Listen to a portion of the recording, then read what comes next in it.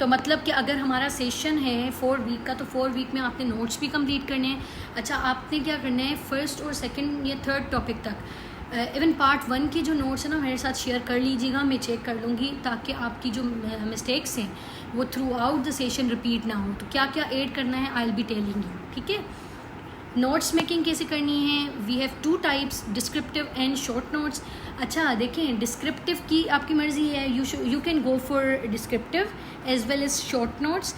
आपने सुनना सब कुछ है, लेकिन करना वही है जो आपके लिए बेहतर है, जो आपके लिए प्रोडक्टिव है। तो देखें, कभी कभी ऐसा होता है कि most of the times students को डिस्क्रिप्टिव में जो है वो ईजी लगता है समझना, ठीक है, as compare to short notes.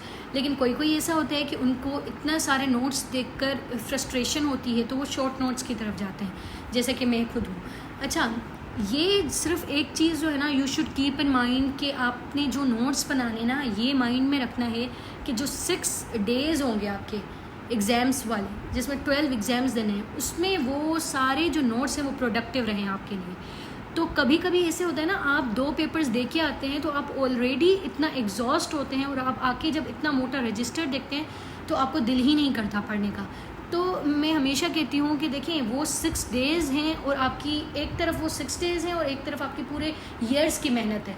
तो ऑलवेज़ ट्राई कि ऐसे नोट्स बनाएं जो कि आपके लिए उस टाइम ही प्रोडक्टिव हो, ठीक है, क्योंकि रिवीजन करनी है हमें। बहुत सारी चीज़ें ऐसी हैं जो कि कोटेशंस हैं, फैक्ट्स हैं, वो देखने इज़ इम्पॉर्टेंट, ठीक है। अच्छा, ये मेरे शॉर्ट नोट्स हैं। मैं क्या करती हूँ कि एक टॉपिक को एक ही पेज में हॉरिजॉन्टली लाइन्स लगा के कवर कर लेती हूँ। इसमें देखिए कोटेशंस भी हैं उसमें। अच्छा, इसमें ये सारी चीज़ें हैं जो मुझे लगता है कि मुझे पेपर में ऐड करनी है, और दूसरी मुझे माइंड में नहीं रहेंगी अगर मैं यहाँ पे नहीं लिखूँगी, अगर मैं रिवाइज़ नहीं करूँगी तो वो मुझे चीज़ें माइंड में नहीं रहेंगी, इसलिए मैं जो है इनको यहाँ पे लिखती हूँ। अच्छा, ऐसी चीज़ें होती हैं जो कि ऑलरेडी अंडरस्टूड होती हैं, उनको जो है ना, अगर यहाँ पे नहीं भी लिखूँगी तो मेरे माइंड में वो चीज़ें होंगी, तो वो मैं मेंशन नहीं करती। जैसे आपकी डेफिनेशंस हो गई किसी ऑर्गेनाइजेशन की, तो वो आपने लिख देनी है। जैसे थेरीज़ आपको पता है कि ये you have to apply in the exam as well, तो आपने वो चीज़ें यहाँ पे मेंशन कर देनी है नोट्स में, ठीक है। अगर आपको लगता है कि ज़्यादा स्पेस ना लें तो छोटा छोटा जो है वो करके आप लिख लें, ठीक है। देन ये देखिए, सारे मेरे नोट्स हैं, ये मैं ऐसे भरती हूँ नोट्स को। सिर्फ ये जो कोटेशंस हैं इनको हाईलाइट कर देती हूँ या कलर चेंज कर देती हूँ, ठीक है। ये सारी चीज़ें देखें आप। अच्छा, ये जो है ना, ये चीज़ें, अब ये मैं क्या करती हूँ कि जनवरी या फेब में जब मैं रिवाइज़ करती हूँ ना पूरे अपने लेक्चर्स को, तो व्हाट आई डू कि मैं 4 to 5 पेजेस का एक डॉक्यूमेंट बना लेती हूँ। वो या तो आप सॉफ्ट में बनाएं या तो फिर आप हार्ड में बनाएं। उसमें मैं सिर्फ वो चीज़ें लिखती हूँ जो कि क्रैमिंग बेस्ड हैं। जैसे फॉर एग्जांपल आपकी डेफिनेशंस हो गई, फॉर एग्जांपल आपकी कोई भी कोटेशंस हो गई, फैक्ट्स हो गए, या फिर जो फेमस थिंकर्स हैं उनके नेम्स विद द कोटेशंस, तो ये या आर्टिकल्स हो गए, ये सारे, जैसे यूनाइटेड नेशन ऑर्गेनाइजेशन यहाँ पे देख रहे हैं, तो ये सारे मैंने 5 पेजेस पे मेंशन कर दिया। अब देखिए, जब आप फेब में स्टार्टिंग में रिवाइज़ कर रहे होते हैं ना, तो कॉन्सेप्ट्स भी आपके क्लियर होते हैं, थेरीज भी क्लियर होती हैं, लेकिन एट द एंड जब पेपर देने जाते हैं तो ये चीज़ें जो क्रैमिंग बेस्ड होती है ना, उनको फिर भी देखना इज़ इम्पॉर्टेंट। फैक्ट्स को देखना इम्पॉर्टेंट है, क्योंकि आप फैक्ट्स को जो है वो चेंज नहीं कर सकते, और विदाउट रेफरेंस लिखना भी जो है दैट्स अ रिस्क। तो रेफरेंस भी ऐड करने होते हैं आपने। तो मैं ये एक शॉर्ट सा बिल्कुल डॉक्यूमेंट बना लेती हूँ, ताकि जो है अगर मैंने रात को पूरा सब्जेक्ट को रिवाइज़ कर लिया है तो सुबह में जब मैं जाऊँ तो 1 आवर बिफोर मैं इनको भी देख लूँ, ठीक है।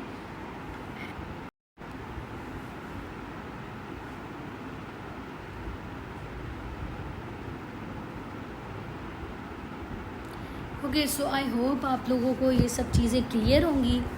तो मैं आपको एक और वे भी बता देती हूँ नोट्स का, कि कैसे आप लोगों ने, अगर ये आपको ठीक नहीं लग रहा, मैं अगेन ये कहती हूँ, देखिए, मैं आपको या कोई भी टीचर है, कोई भी मेंटोर है, आपको बहुत सारी टेक्निक्स बताता है, बहुत सारी टिप्स बताता है जो कि उसके लिए प्रोडक्टिव रही हैं। इसका मतलब ये नहीं है कि वो सारी टेक्निक्स और टिप्स आपके लिए भी प्रोडक्टिव रहें, ठीक है। तो हमेशा सुना करें सबकी टेक्निक्स आपने जाननी है, उसके बाद आपने ये खुद डिसाइड करना है कि कौन सी चीज़ जो है आपके लिए ज़्यादा प्रोडक्टिव है, ठीक है। वो आप खुद ही प्लान कर सकते हैं आपके लिए, क्योंकि आपको खुद को पता है कि आपका माइंड कैसे वर्क करता है। तो ये सारी चीज़ें, ऐसा नहीं है कि अगर एक बच्चे ने जो है ऐसे किया है तो फिर आप भी वही करेंगे। ऐसा नहीं होता है, सबके लिए अपना अपना कस्टमाइज्ड वे होता है, ठीक है। तो ये आपने सारी चीज़ों को याद रखना है। अच्छा, we can have detailed notes, like for example आपने क्या करना है, अब ये आपने डेफिनेशन लिख ली, आप अपनी पहले कॉमन डेफिनेशन लिख लें एक टॉपिक के रिलेटेड, ठीक है। जेंडर बेस्ड वायलेंस है तो आपने अपनी डेफिनेशन लिख ली, फिर आपने 2 डेफिनेशन किसी और की लिख ली, ठीक है। उसके बाद आपने फिर टाइप्स लिख लिए या फॉर्म्स लिख लिए, और फिर आपने थेरीज अप्लाई कर ली। तो ये आपका 3 to 4 पेपर का आपका जो है पूरा ये टॉपिक कवर हो जाएगा। तो ये भी आप जो है इसमें भी ऐसे भी कर सकती हैं, ये आप पर है कि जो आपको अच्छा लगता है, गो फॉर दैट ओनली, ठीक है। सब चीज़ें अप्लाई नहीं करनी है, जो आपके लिए अच्छा है तो वो उसके लिए, उस चीज़ के लिए आप जाएँ। अच्छा, एक और बात बताती हूँ आपको, 2 बुक्स जो है ना, वो गाइड बुक्स से आपने जो चीज़ें हैं ना वो नहीं लेनी है, ठीक है। क्योंकि हर कोई, आपको पता है ना, बच्चा वो गाइड बुक से ही पढ़ रहा होता है, बहुत सारे स्टूडेंट्स पढ़ रहे होते हैं आजकल। तो स्टूडेंट्स जो हैं वो अब बहुत ज़्यादा अच्छे अच्छे बुक्स से भी पढ़ रहे हैं, लेकिन I am talking about the ones जिनके पास इतनी एक्सेस नहीं है। तो आपने जो है कुछ इंटरनेशनल बुक्स होती हैं, I have 2 international books in soft form. Even मेरा जो मटेरियल है पूरा उन 2 बुक्स से ही ड्राइव किया हुआ है। मैं आप लोगों को वही मटेरियल अगर मैं शेयर करूँगी तो वो सारा वहीं से निकला हुआ है, लेकिन फिर भी मैं आपको सॉफ्ट फॉर्म में 2 बुक्स सेंड कर दूँगी। हो सकता है कि कोई ऐसी चीज़ हो जो कि बहुत अच्छी हो और मैंने ऐड ना की हो या मुझसे मिस हो गई हो, ठीक है। तो आई विल बी सेंडिंग इट आप लोगों को ग्रुप में, जो हमारा जेंडर का ग्रुप है उसमें सेंड कर दूँगी, और साथ में मेरे जो अपने नोट्स हैं in the form of PPTs वो भी हम जो है शेयर करते रहेंगे। ऑफ कोर्स वो मैं आपको खुद ही सेंड करती जाऊंगी, वो इनफ है। लेकिन अगेन मैं कहती हूँ कि अगर ये मेरे पर्सनल नोट्स हैं, ये किसी के पास नहीं है अभी फ़िलहाल, लेकिन जिसको मैं पढ़ाऊँगी तो उनके पास तो ये चले जाएंगे। तो आपने एक दूसरे से भी डिफ्रेंशिएट करना है थोड़ा बहुत।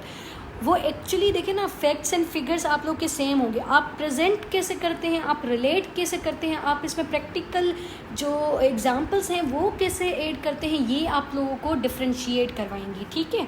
सो ये सारी चीज़ें आप लोगों ने माइंड में लेके आनी है, और ज़रूरी नहीं है कि जो जहाँ पे मैंने थेरीज ऐड की हैं तो आपने भी वहीं करनी है। हो सकता है कहीं और पर आपको जो है ना याद आ जाए कि यहाँ पे तो ये बेस्ट फिट है ये थेरी, तो गो फॉर इट, ठीक है। जहाँ पे आपको अच्छा लगता है। हाँ, अगर आपको लगता है डाउट है तो आप मुझसे जो है एवेल्यूएट करवा सकते हैं, मैं जो है आपका एवेल्यूएट कर दूँगी, डोंट वरी अबाउट इट, ठीक है। और हमारी इवैल्यूएशंस जो होती हैं वो विदिन 24 आवर्स होती हैं। मैं आपको पूरा जो है इवैल्यूएट करके सेंड कर दूंगी आंसर, और वॉइस नोट के थ्रू मैं आपको समझा भी दूंगी। और मंडे के दिन, जैसे मैंने आपको बताया कि मंडे वाले दिन हम जो है डिस्कस कर लेंगे जो बहुत अच्छा पेपर होगा और जो जिसमें ज़्यादा मिस्टेक्स होंगी, ताकि आप लोग को पता चल जाए कि ये मिस्टेक्स आपने नहीं करनी है और ये चीज़ें आपने करनी है, ठीक है। सो ये सारी चीज़ें जो हैं we will be discussing it, और हम जो है पूरे लेक्चर्स को मेंटेन्ड वे में लेके चलेंगे। अच्छा, notes banana is very important. अगर आप नोट्स नहीं बनाते हैं और सेशन ले लेते हैं ना, फिर कोई भी फ़ायदा नहीं है सेशन का। नोट्स साथ में बनाते जाएं, और मैं अगेन कहती हूँ कि आप जो है क्वेश्चन को अटैम्प्ट ज़रूर किया करें। जब तक क्वेश्चन को अटैम्प्ट नहीं करते हैं ना, तब तक आपको ये पता नहीं लगता कि क्वेश्चन जो है किस वे में क्वेश्चंस आते हैं। हमें सिर्फ सिलेबस कवर नहीं करना होता, सिलेबस सेंटर्ड नहीं रहना है, क्योंकि सिलेबस में आपके सिंपल टॉपिक्स हैं। जैसे for example introduction to gender studies, अब किस डायमेंशन से पूछेगा वो आपको नहीं पता, वो कुछ भी आपको नहीं पता। तो ये आपको कैसे पता चलेगा? ये आपके पास्ट पेपर एनालिसिस से पता चलेगा, ठीक है। आप लोगों ने जो हमारे जेंडर ग्रुप में हैं, जो इनका हमारा सेशन हमारा स्टार्ट होगा, इवन आज से स्टार्ट हो गया, आज डेमो है, कल से हमारा प्रॉपर सेशन स्टार्ट होगा। तो उसमें आपने करना क्या है, एक तो पहले कोई भी एक स्टूडेंट या 2 स्टूडेंट्स जो हैं, आपने वॉलंटरीली आपने पूरा पास्ट पेपर को एनालाइज करना है। फॉर एग्जांपल 2018 से लेके 2018, ठीक है। पार्ट 1 हमने जो बनाया है, पार्ट 1 में से जो क्वेश्चंस आए हैं आपने यहाँ पे लिखने हैं, सिर्फ टॉपिक वाइज थोड़ा सा उसको छोटा करके लिख देना है, ठीक है। पार्ट 2, पार्ट 3, पार्ट 4, ठीक है। और फिर 2018, 2019 ये लेके 2025 तक, ठीक है।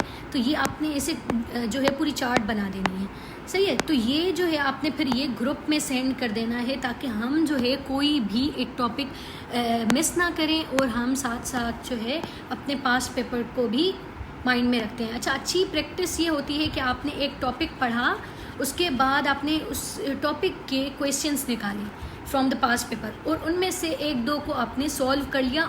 सिर्फ सॉल्व नहीं करना होता, इवेल्यूएट भी करवाना होता है। जब तक इवेल्यूएशन नहीं करवाएंगे आपको नहीं पता कि आपके प्लस पॉइंट्स क्या हैं और आपके नेगेटिव पॉइंट्स क्या हैं। और याद रखिएगा कि आपने खेलना अपने प्लस पॉइंट्स है। जो आपको लगता है कि ये आपका प्लस पॉइंट है, एग्जामिनर की नज़र में वही चीज़ें आनी चाहिए, ठीक है।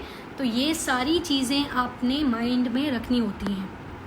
अच्छा, हमारे जो मॉक एग्ज़ाम्स हैं, ये देखें, ये सैम्पल्स हैं। अच्छा, हम जो है मॉक एग्ज़ाम्स, जैसे मैंने आपको बताया था, वीकली मॉक एग्ज़ाम्स होते हैं और एक ग्रैंड मॉक होता है। तो आई will be sharing paper on Friday. इस वे में आपने इन्हीं 2 क्वेश्चंस जो है वो करके मुझे सेंड कर देने हैं, and I will be checking it और इवेल्यूएटिंग इट। अच्छा, इससे क्या होगा, ये देखिए, अगर मैं इवेल्यूएशन कर रही हूँ तो ये मेरा टाइम भी जा रहा है, लेकिन आई वांट कि आप लोग जो भी फ़ी पे कर रहे हो तो उसका जो है वो बेनिफिट तो लो, ठीक है। क्योंकि देखिए ना, अगर सेशन ले रहे हैं आप लोग और फिर उसके बाद आप लोगों ने जो है इवेल्यूएशन ही नहीं करवाई तो फ़ायदा क्या है उस सेशन का, ठीक है। तो ऑलवेज़ गो फॉर अटेम्पशन, ठीक है। अटेम्प्ट आपने एनी हाउ करना है। क्वेश्चन 2 नहीं भी हो रहे तो एक के साथ तो एनी हाउ जाए, ठीक है। एक करके फिर इवेल्यूएट करवा ले, क्योंकि ये एक मंथ ही है जिसमें आप इवेल्यूएट करवा सकते हैं जेंडर स्टडीज़। फिर आपने सेपरेट फ़ीस देनी होती है किसी भी मेंटोर को टू चेक और टू इवेल्यूएट। आपको ये सारी चीज़ें आपको पता है, ठीक है। तो जितना ज़्यादा बेनिफिट ले सकते हैं इस सेशन का ले लें, ताकि आप जो है, हमारा फोकस यही है कि आप लोग 80+ पर जाएं। अगर हिट भी होता है सब्जेक्ट तो 60+ तो एनी हाउ आने चाहिए हैं। तो हम किसी भी चीज़ को नहीं छोड़ेंगे, whether it is objective part, whether it is past paper analysis, whether it is a syllabus, ठीक है। सो ये सारी चीज़ें हमने डिस्कस। अच्छा, एक और चीज़ आप लोगों ने माइंड में रखनी है, एंड दैट इज़, अगर जेंडर है तो जेंडर के जो रिलेटेड जॉर्गन्स हैं you have to use it. Misogyny हो गया, फेमिनिज़म हो गया, फेमिनिस्ट हो गया, या ऐसी कोई भी जो वर्ड्स हैं you have to use it. अगर आप ये यूज़ नहीं करते ना, अगेन आपका पेपर बहुत ज़्यादा जेनरिक हो जाता है। सेम इज़ द केस, जैसे आप इस्लामिक स्टडीज़ में अरबिक यूज़ करते हैं ना, उसका मतलब क्या होता है कि वो पेपर उस जो है नेचर का लगे भी, ठीक है। तो जेंडर स्टडीज़ को अगर आपने अच्छे वे में परफॉर्म करना है, अच्छे वे में प्रिपेयर करना है, तो अब अपने नोट्स में भी जॉर्गन्स यूज़ किया करें, ठीक है। अच्छा, एक और वे मैं आपको बताती हूँ कि एक और वे, एक ही वे में बताती हूँ आपको कैसे आपने क्वेश्चन पेपर को अटैम्प्ट करना है। मैं आपको नोट्स खोल के बताती हूँ कि अगर आपके पास, आप अब समझें कि आप लोग जो है एग्जामिनेशन हॉल में बैठे हुए हैं, तो आपके पास क्वेश्चन पेपर है, तो हाउ टू अटैम्प्ट इट। मैं आपको एक और जो है चीज़ बताती हूँ, वेयर इज़, ओके। अब देखें, फॉर एग्ज़ाम्पल आपके पास क्वेश्चन पेपर है, ठीक है। आपने करना क्या है, आपने पहले विदिन 10 मिनट्स, स्टार्टिंग के जो 10 to 15 मिनट्स है ना, 3 आवर्स का होता है ना पेपर आपका, टोटल 3 आवर्स का होता है। 10 to 15 मिनट्स आपने करना क्या है, आपने सिंपली 10 to 15 मिनट्स देने हैं ऑब्जेक्टिव्स को, MCQs, ठीक है, हो गया। उसके बाद विदिन 5 मिनट्स आपने करना क्या है, सिग्नेचर वगैरह ये सारी चीज़ें आपने कर लेनी है, ठीक है, ये हो गया। अच्छा, अब आपने क्या करना है, क्वेश्चन पेपर आपके पास है, जो आपकी आंसर शीट है ना उसके लास्ट पेपर पे जाए, ठीक है। ये मैंने बहुत सारे स्टूडेंट्स को बताया और ये बहुत सारे स्टूडेंट्स से किया भी है और उनके लिए ये प्रोडक्टिव रहा भी है, मैंने सुना भी है उन लोगों से ये फीडबैक। अब देखें, आपने लास्ट वाले पेज पर जाना है, उसमें आप जो है ऐसे लाइन ड्रॉ कर लेंगे, ऊपर लिख लेंगे रफ वर्क, ठीक है। यहाँ पे आपने लिखना है क्वेश्चन। अब आपने पहले चूज़ कर लिए कि कितने क्वेश्चन और कौन से क्वेश्चन जो है आपने अटेम्प्ट करने। अब फॉर एग्जांपल क्वेश्चन शीट में आपका क्वेश्चन जो है, जो आप पहले अटेम्प्ट करेंगे, दैट इज़ क्वेश्चन नंबर 5, ठीक है। आपको बहुत अच्छा आ रहा है, फर्स्ट क्वेश्चन जो है और लास्ट क्वेश्चन बहुत अच्छे जो आ रहे हैं आपको, वो किया करें, ठीक है। अब क्वेश्चन नंबर 5 में आपने क्या किया, यहाँ पे आपने उसकी पूरी आउटलाइन लिख दी, बिल्कुल रफ में। इंट्रो हो गया, ऐसे करके जल्दी जल्दी, इंट्रोडक्शन 1 हो गया, 2 डेफिनेशन ऑफ जेंडर, 3 हो गया कि स्कोप ऑफ जेंडर, 4 हो गया नेचर, अब स्कोप ऑफ जेंडर उसके सब पॉइंट्स दिए भी, और फिर 4 हो गया इम्पोर्टेंस और स्कोप नेचर, 5 कंक्लूजन, ठीक है, ये हो गया। अब यहाँ पे अगर आपको कोटेशन कोई याद है तो उसके जो थिंकर हैं उनका नाम लिख दें, या फिर कोई थ्योरी मेंशन करनी है तो यहाँ पे थ्योरी का नाम लिख दें, बस इतना। ये आपका पूरा ब्रेनस्टॉर्मिंग आपकी यहाँ पे हो रही है। ऐसे ही आपको जो सेकंड नंबर पे अच्छा आ रहा है, 2 आपके बहुत अच्छे क्वेश्चंस जो हैं वो आपको आ रहे हैं, ठीक है। वो आपने यहाँ पे क्वेश्चन 2 और क्वेश्चन 5 लिख दिया, ठीक है। ये दोनों यहाँ पे आपने दोनों की आउटलाइन बना दी, ठीक है। अब आपने क्या करना है, अगर सेकंड नंबर पे कोई क्वेश्चन आ रहा है, लाइक फॉर एग्जांपल आपको 2 क्वेश्चन तो बहुत अच्छे आ रहे हैं, उसके बाद वाला जो क्वेश्चन है वो आपको थोड़ा सा कम अच्छा आ रहा है, तो यहाँ पर आपने क्या करना है, वो लिखना है सेकेंड नंबर पर। याद रखिएगा सेकेंड नंबर पर आपको वही क्वेश्चन लिखना है।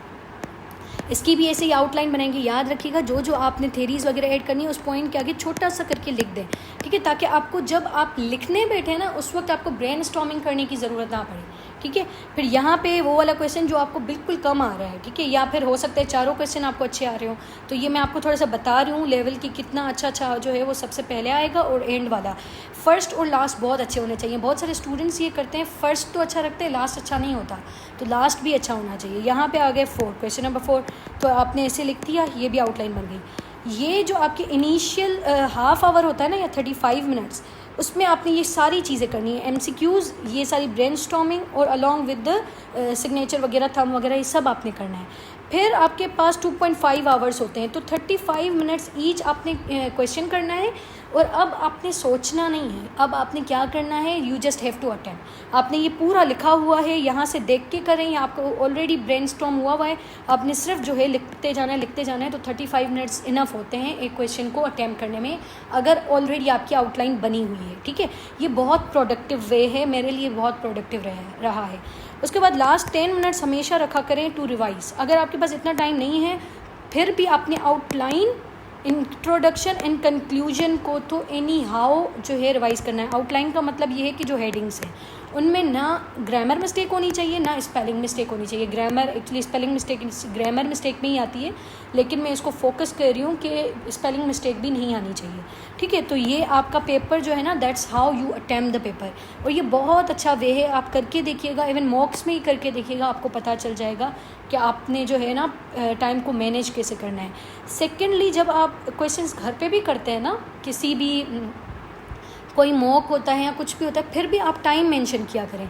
मेरे हर क्वेश्चन के ऊपर ये टाइम मेंशन होता है, 45 मिनट्स, 40 मिनट्स, 35 मिनट्स, ये याद रखिएगा। अगर 45 है तो उसमें आउटलाइन भी साथ आ जाती है। आउटलाइन बनाने का मकसद, कहने का मकसद ये बिल्कुल भी नहीं है कि मैं क्वेश्चन में आउटलाइन बनाती हूँ, नहीं, रफ वर्क की बात कर रही हूँ, ठीक है। तो 45 मिनट्स इंक्लूडिंग द आउटलाइन, और सब कुछ उसमें जो है इसको रिवाइज भी करना, सब कुछ, ठीक है। उसके बाद जो है आपने क्या करना है, ये चीज़ याद रखिएगा कि टाइम मैनेज करना बहुत इंपॉर्टेंट है। अगर इनिशियल आपका जो फर्स्ट क्वेश्चन है वो 1 आवर तक जाता है तो आपने पैनिक क्रिएट नहीं करना। फर्स्ट क्वेश्चन का मतलब ये है कि आपने पहली बार कोई क्वेश्चन अटेम्प्ट किया है, आप इसको प्रैक्टिस करते रहें, और जब तक प्रैक्टिस करते रहें जब तक आप 35-40 मिनट्स तक ना आ जाए, ठीक है। तो इससे जो है आप टाइम को मैनेज कर सकते हैं। ये एक ही वे है जिससे आप जो है टाइम को मैनेज कर सकते हैं, वो आपकी है राइटिंग स्किल्स, ठीक है। आई होप आप लोगों को ये सारी चीज़ें क्लियर होंगी। अगर आपका कोई भी क्वेश्चन है तो डू आस्क, अदरवाइज़ जो है आपका आज का लेक्चर यहीं पे कंप्लीट होता है। If you have any question you can ask.